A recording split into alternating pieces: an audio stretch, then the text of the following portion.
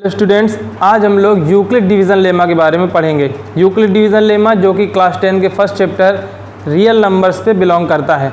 Real numbers के बारे में आप सभी लोग जानते हैं, जो भी नंबर्स आपने अभी तक पढ़ी वो सब की सब रियल नंबर्स हैं। एक्चुअली अभी तक हम लोग इर्रेशनल नंबर्स और रेशनल नंबर्स से ही वाकिफ़ हैं। आपने अभी तक इमेजिनरी यानी कॉम्प्लेक्स नंबर्स को नहीं पढ़ा है। रियल नंबर्स का मतलब है कि जो भी natural numbers, positive integers, negative integers, rational numbers, irrational numbers, ये सब की सब पूरा एक जो ग्रुप बनता है वो रियल नंबर्स में आता है। इसी रियल नंबर्स की प्रॉपर्टी होती है जो कि यूक्लिड डिवीज़न लेमा से डिफाइन करती है। एक्चुअली ये नाम सुनने में आपको डिफ़िकल्ट लगेगा क्योंकि यहाँ पे एक नया वर्ड यूज़ किया गया, लेमा।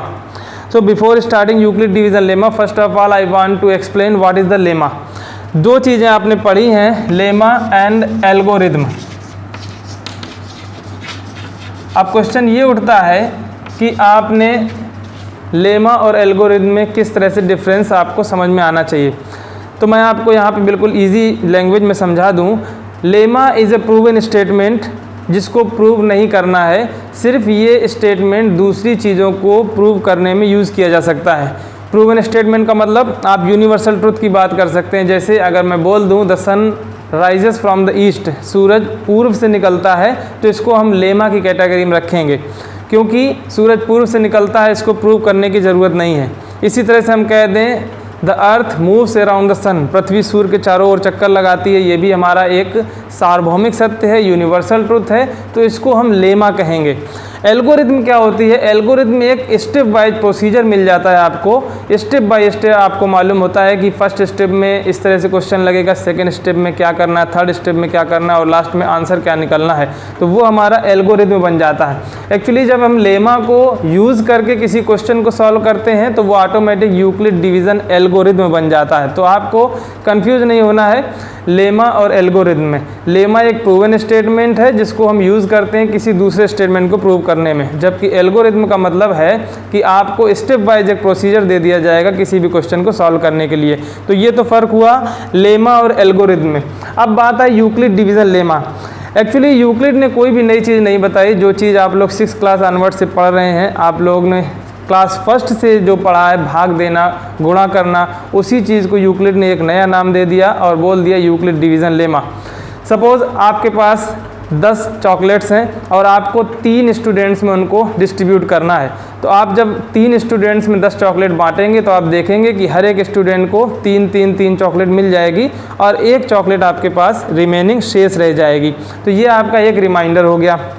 यूक्लिड क्या बता रहे हैं? यूक्लिड कह रहे हैं कि जब हम 10 चॉकलेट्स को 3 स्टूडेंट्स में बांटते हैं तो 3 चॉकलेट पर हेड मिलती है और एक चॉकलेट शेष बच जाती है, एक रिमाइंडर बच जाता है। यानी किसी नंबर 10 को अगर हम दूसरी नंबर 3 से डिवाइड कर रहे हैं तो 3 टाइम्स इसका क्वोशेंट और एक रिमाइंडर बच जाता है। यूक्लिड यही बोल रहे हैं और यूक्लिड इसको नाम दे रहे हैं लेमा का, ताकि आप उनसे कोई क्वेश्चन ना पूछें। Lemma means it is universal truth. Lemma इसलिए वर्ड यूज़ किया गया कि अब उसका प्रूफ बताने की कोई ज़रूरत नहीं। तो आप लोग समझ गए होंगे कि लेमा क्या है। जो चीज़ आप जानते हैं 6th क्लास ऑनवर्ड से, उसी को आपको एक नए रूप में पढ़ लेना है, लैंग्वेज के फॉर्म में पढ़ लेना है। तो यूक्लिड डिवीज़न लेमा क्या है? आपको 3 वर्ड्स याद रखना है। Given 2 positive integers A and B, तो आपको ए याद रखना है, बी याद रखना है और ये याद रखना है कि ये दोनों पॉजिटिव इंटीजर्स हैं। So given 2 positive integers A and B, there exist unique integers Q and R satisfying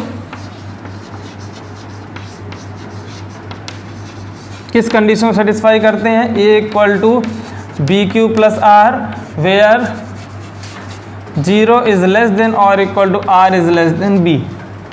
are means remainder. आप देख सकते हैं जैसे ही आप 10 चॉकलेट्स 3 बच्चों में बांट रहे थे तो आपको एक रिमाइंडर मिल रहा था। अगर आप 11 चॉकलेट्स ले लें, इन्हीं 3 बच्चों में बांटें तो आपको 2 रिमाइंडर मिल जाएगा। और जैसे ही आप 12 चॉकलेट्स लेंगे, इनको इन्हीं 3 स्टूडेंट्स में बांटेंगे तो आपको रिमाइंडर 0 मिलेगा।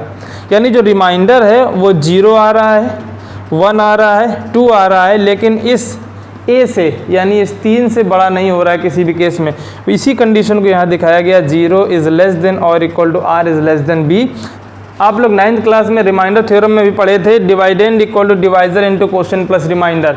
वही चीज़ यहाँ पे लिखा हुआ है, dividend A equal to divisor into quotient plus remainder. तो हर तरह से आप लोग यूक्लिड डिवीज़न लेमा को प्रीवियस क्लासेस में पढ़ चुके हैं, चाहे आप 9th क्लास के नॉलेज को लें या आप 6th क्लास के नॉलेज को लें, जब आप दो नंबर्स को डिवाइड करते थे। तो यूक्लिड डिवीज़न लेमा यही बताता है, dividend equal to divisor into quotient plus remainder. तो आप लोग यूक्लिड डिवीज़न लेमा की डेफिनेशन को याद रखेंगे। Given two positive integers a and b, there exist unique integers q and r satisfying a equal to B Q plus r where 0 is less than और equal to r is less than b। r remainder है जो कि 0 से बड़ा या उसके equal हो सकता है, लेकिन b से हर हाल में छोटा होगा। तो यूक्लिड डिवीज़न लेमा आपका कनेक्टेड है आपके डिवीज़न एल्गोरिथम से, आपके रिमाइंडर थ्योरम से, और आपने 1 2 3 क्लास में जो भाग दिया है उससे भी कनेक्टेड है कि जब हम किसी नंबर a को b से भाग दे रहे हैं, q टाइम क्वेश्चन मिल रहा है, और आप देख सकते हैं कि जो रिमाइंडर है वो a माइनस बी क्यू मिलेगा। यहाँ से आप a equal to B Q plus R निकाल सकते हैं। इस तरह से आप लोग यूक्लिड डिवीज़न लेमा को समझ सकते हैं। नई बात आती है कि यूक्लिड डिवीज़न लेमा का यूज़ कहाँ करना है। यूक्लिड डिवीज़न लेमा को हमें यूज़ करना है किन्हीं भी दो नंबर्स के एचसीएफ को फाइंड करने में। तो नेक्स्ट वीडियो में हम लोग एचसीएफ निकालना सीखेंगे यूक्लिड डिवीज़न लेमा को यूज़ करते हुए। तो हमारे साथ बने रहिए। Thank you.